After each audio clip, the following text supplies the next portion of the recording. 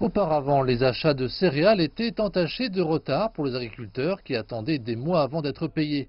Cependant, une augmentation des allocations de 40 millions de dollars par semaine à l'Office de commercialisation des céréales, dans le cadre d'un programme d'agriculture dirigé par l'État, a changé tout cela. Maintenant, les fermiers peuvent planifier. Le domaine des affaires est prévisible. Vous livrez du grain et vous êtes payé à temps. Vous pouvez donc dépenser votre capital pour la prochaine saison sans vous soucier du nombre de fois où vous devrez vous rendre à la banque ou à l'office de commercialisation des céréales.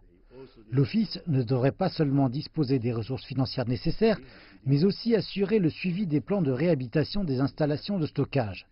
Ceci donnera aux producteurs l'assurance qu'il y a suffisamment d'espace pour prendre leurs produits. Le Zimbabwe a enregistré sa plus importante récolte en 17 ans la saison dernière. Le nouveau gouvernement du pays a commencé à tendre la main aux anciens fermiers qui ont quitté le pays après le retour d'un programme de réforme agraire. Un secteur agricole rebondissant est crucial pour la reprise économique.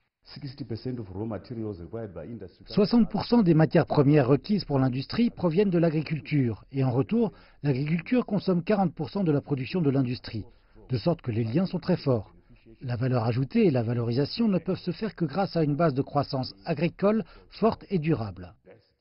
Le secteur pilier a été renforcé par les indications des banquiers qu'ils étaient prêts à accepter des baux de 99 ans en garantie, à condition qu'ils soient transférables. Ce développement a amélioré la production.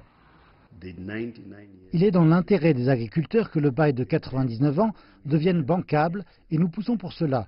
Nous devrions avoir un marché foncier actif où si l'un ne parvient pas à produire et l'autre ne rembourse pas les prêts, il perd ses terres, mais dans un environnement bien géré où la terre ne finit pas entre les mains des barons fonciers.